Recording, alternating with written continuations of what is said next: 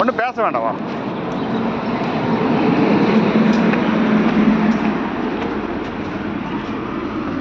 கீழே போய்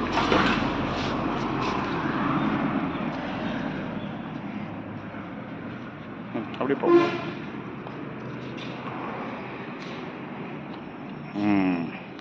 ஓகே.